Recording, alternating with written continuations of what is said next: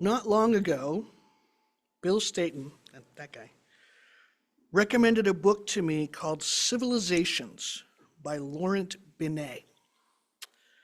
It is a novel, so one begins reading with the understanding that the storyline will be fictional, if populated with names that are familiar to those who have been educated in the model of white European and North American classrooms of the last couple hundred years. Parts of the story are familiar, some of the names, but the stories get a little weird, like Eric the Red's daughter, Freydis, heads south from Greenland around the year 1000 and makes it as far as Panama before disappearing from history forever. The narrative briefly describes Freydis and her people going native in this new world, this strange place without winter, and learning to farm and grow new vegetables and living in a land that is far gentler than Greenland. And her story ends there. In the early 16th century, the Incas invade Europe and establish control among the barbarians that they find there. Gradually, the Incas make large enough advances into Europe, causing much alarm through France and Spain, the Low Countries in the north, the highlands of the Alps, and throughout the Mediterranean basin. Now, reading this book was uniquely challenging because I recognized the behaviors and the patterns and the characteristics of imperialism and resource raiding and conquest, but the names were all turned around backwards. And each page asked me to metaphorically stand on my head to read it. It made sense even as it was utterly foreign. That was an alternative history, an utterly different narrative from the one we know. What then about different tellings of the same story, like we heard in our Time for All Ages this morning? Everybody in the park had a different experience of what happened that day. One was bustling with energy and anxiety, one was afraid of strange things, and one was excited to meet a new friend, and one glad for the experience of being outside on a beautiful day. They were all in the park at the same time. They interacted with one another at various levels, and they all saw the story from different angles. And it's a good illustration of how personal perspective affects our interpretation of events. It makes for an interesting discussion, especially among children who are just learning that other people have feelings and see things on their own in a different way than a child does. They can understand that the person who controls the narrative has the power to influence how others understand a particular situation, like an afternoon in the park. What happens, though, when big, important stuff is subjected to retelling by a restricted number of voices? Whose version will be considered definitive or authoritative? That depends on who is writing and who is buying. I had a professor in seminary who said, every story ever written is written by a human being, usually in response to an event or a series of events. It is written for an audience with an agenda to communicate a particular message. It was a delightful way for me to begin to explore some of the ancient scriptures. Every story was written by somebody who wanted to accomplish something. What were they looking to accomplish, and who were they talking to? Now, academics have long understood how authorship of scientific papers affects how those papers are received by the professional community. A paper offered by a Nobel laureate is much more likely to be taken seriously than one by a new scholar seeking to publish their first article in a journal, excuse me. Now, when I was in seminary, I pray for my professors every now and then. They weathered me. I struggled with Hebrew and Christian scriptures. I didn't like any of them. I was a very defiant Unitarian Universalist. I informed my professors that we shelved such literature in the fiction part of our libraries. The response was not a small amount of horror from professors and students alike. The truth was, those ancient scriptures had been used as weapons to hurt me for decades as a queer activist. The idea that I now had to endure not one but 2 full semesters each of Old Testament and New Testament was just outrageous. Another one of my professors, gentle soul, had the wisdom and grace to recommend a Bible to me, as she said, this might be more accessible to UUs. I sniffed at such a claim, but bought the thing anyway.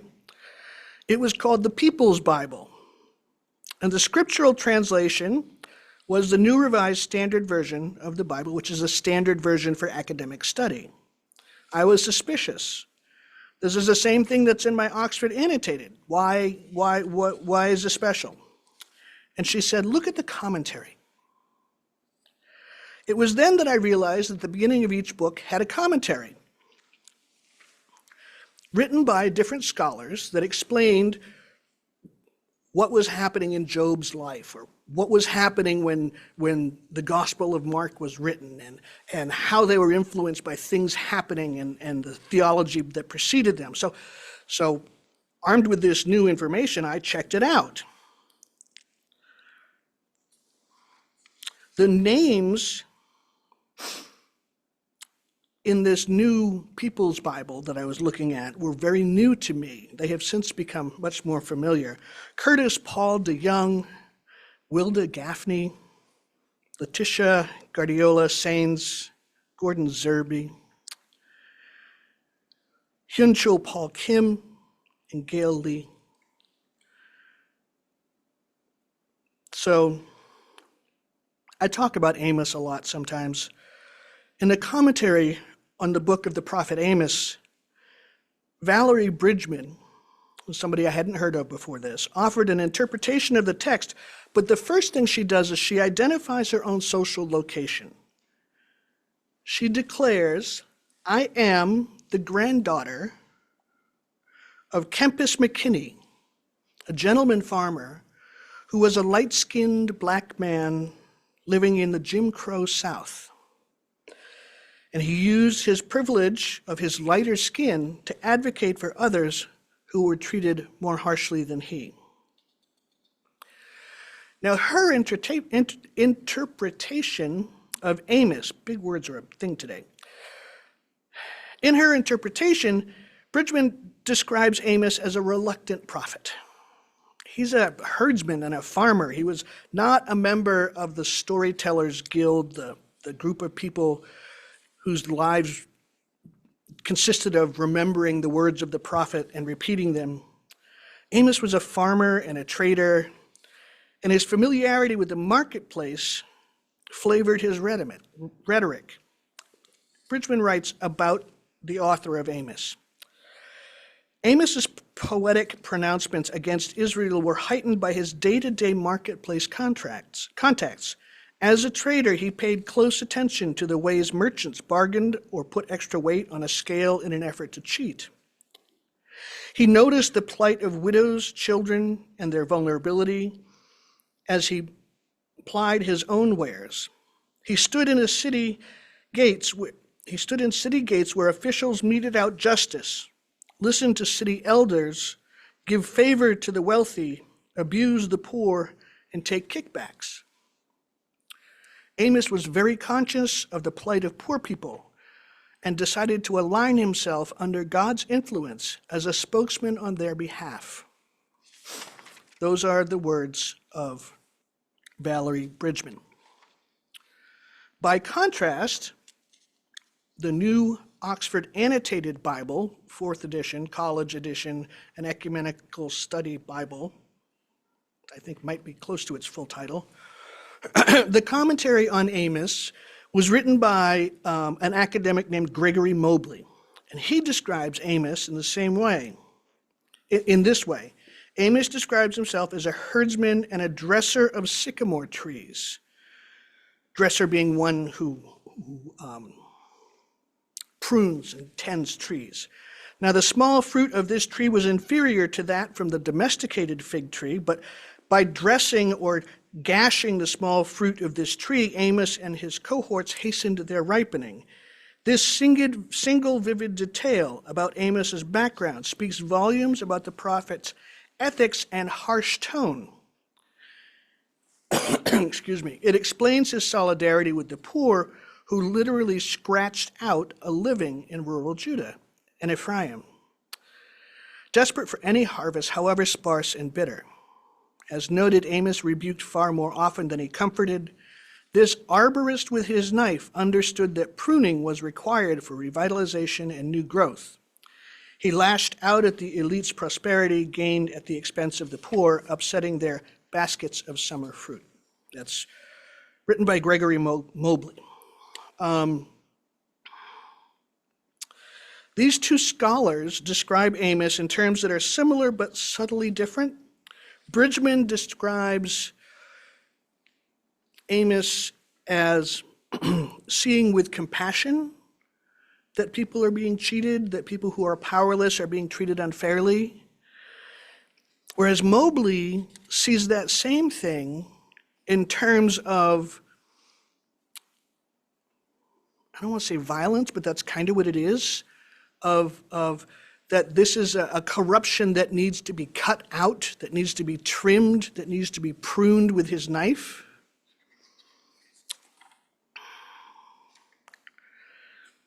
The tone are clearly different. Their language could be classified in typically feminine or masculine terms, from the way each uses words to describe Amos's experience. Now, Bridgman identifies her own social location because it is important for the reader to understand the lens through which she reads this ancient script. She understands that her interpretation is unique because she has lived experiences that affect how she reads things and how she describes them, like the voices in our children's story. She has a certain set of perspectives that flavor how she sees things. Now, Mobley never mentions his own social location because it is irrelevant to his understanding of the ancient scriptures. For the record, Gregory Mobley is a straight, white, cisgender, male Baptist preacher from the South. His authority is assumed, and his interpretation is understood to be the mainstream, or the correct one, because he looks every bit the academy. Does his social location affect how he reads the words of Amos? Of course it does. The difference here is that he holds identities that bring with them assumed authority. He's white, he's male, he's straight, he's Christian. In his professional career, authoritative voices on this area of expertise look just like him. And I'd be willing to bet he's never been encouraged to examine how his own social location may affect how he interprets those ancient words.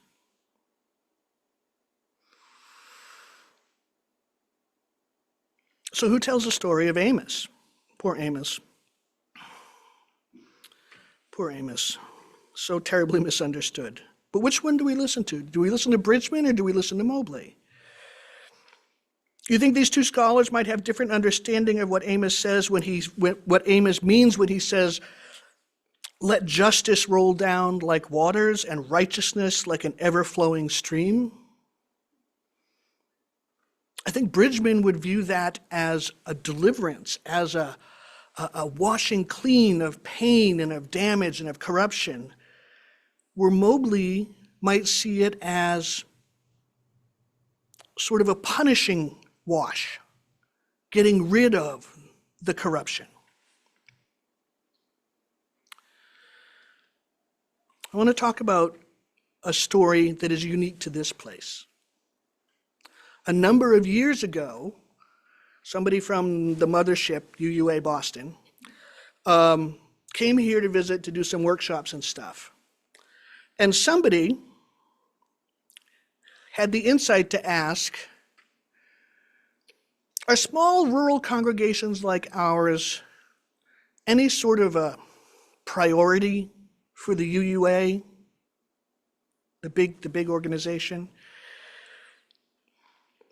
And this regional guy had the poor judgment to tell the truth at that time and said, no.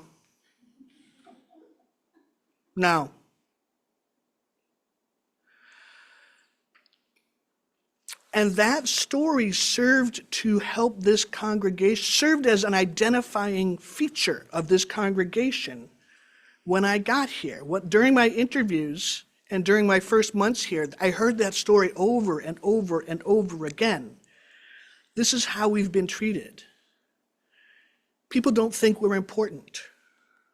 We can't have nice things. And I remember at General Assembly that first year, I encountered, this was before she was elected, the person who is now president of the Unitarian Universalist Association, Sophia Betancourt, and I saw her in the big exhibit hall. And I invited her over to the table and I asked Sarah to tell her that story. And Sophia sighed, closed her eyes, which I have learned is, I will not say bad things, I will not say bad things, I will not say bad things. And she said, I'm deeply sorry that you were told that. That is so not who we are now. And so I jumped on that and said, I want you to come visit. And I want you to tell my people that. I want you to tell them that they are important. And she came. And she did a lot of work to undo that old story. Every now and then it still sort of crops up. But this congregation knows now that that story does not define it, right? That person who said small congregations weren't important was wrong, and that congregations like ours are important. So who gets to tell our story? And what kind of story will they tell? If we ask Christians to tell the story of Hebrew people, there will be some interpretations that our Jewish friends are going to take issue with. On the obverse, if we ask Jews to interpret Christian scriptures, do you think they may have an interpretation that is markedly different from how those Christians may see themselves? As Unitarian Universalists, we have the power to tell our own story. As human beings, we own our own stories. Whatever has happened to you, you own that. Nobody can tell you that you don't get to say what your experience was. Anne Lamott once said, you own your experience. If people want you to write nice things about them, they should treat you better to begin with. So when multiple people share the same experience, each has their memory of the thing, and each memory will be true because it is observed through the eyes of the one experiencing it. A fight in a schoolyard or an automobile accident will elicit a number of tellings about the incident. Each will be different, and each will be true. Family legends and stories, oh goodness, vary according to which member of the family is telling the story. I think everybody has that experience. When Dad tells the story of the year that he cooked Christmas dinner at my grandmother's house, he omits the detail that the turkey was cooked at 9 in the morning before we even started to boil potatoes. He never mentioned that part of the story. But the rest of us knew that was there. So let's take an example of a Sunday morning in church. Person A comes in, is greeted warmly by our awesome greeters. They pick up a name tag, get their order of service, and sit down by themselves. They don't speak to anyone, but they don't avoid anyone either. They're feeling pretty good. Their clothes fit well, their hair looks good, they slept well. They have every reason to be pleased with their day. The service happens. There are readings and prayers and hymns and announcements and then snacks. During the sermon, they hear one or two little bits of wisdom that might be worth thinking about some more later this week. Person A circulates for a little while during coffee hour before putting their cup in the sink and heading home. That's one person. Person B comes into the sanctuary, dodges the greeters and picks up an order of service and sits down in the row behind person A. They didn't sleep well. Their back is sore because their bed is weird. They're having a bad allergy day, and somewhere somebody is wearing some kind of perfume or cologne that just makes them sneeze. The activity table in the back is just loud enough that they have a hard time concentrating on the service. The sermon is boring, goes on too long, talking about the sorry state of the world. When the service ends, they head for the door without speaking to anyone. Now, each of these people experienced the same worship service. And each of these people will have markedly different stories to tell about their experience. Both are true. Now, don't misunderstand me. This is not about one of those, you can decide to have a happy day no matter what is going on. Like, that's just silliness. That's just toxic positivity. It makes my teeth itch. Sometimes we are tired and grumpy and we don't feel good, and that's okay. That's real. That's real. Pretending it's not real is not healthy. Sometimes we can hear wisdom where others just hear noise. That's real too. So the question is this: who writes your story? Is it your kids? Think about your obituary. If you don't write it, who's going to? And do you want them writing that story? Just think about it. Or do you tell your own story? And what will it look like? In your own story, will you be the hero or the villain? Trusty sidekick? Or perhaps an outside observer of life? Will you put down in words somewhere your thoughts, your feelings, your experiences of the day? Is it worth sharing? It is worth sharing our stories with each other. It is too easy to use our own filters to fill in the gaps we perceive in other people's experiences. As humans, we get to write our own stories, and we can share them with whoever we like. We can also listen to other people's stories to gain a new perspective. If we want the freedom to tell our stories, we must allow room for others to tell theirs. I have no great theological homework for you this week. I merely ask that you think about your story. Have you shared it with anyone? Have you listened to other people's stories so that you might know more about them? Might that listening change how you think or feel about something or someone? It might. So do that this week. Listen to others. Consider your own story. Share and listen and connect. Build relationships and community. And return next week, and we will continue the practice. May our days be mindful and our nights be restful. Amen.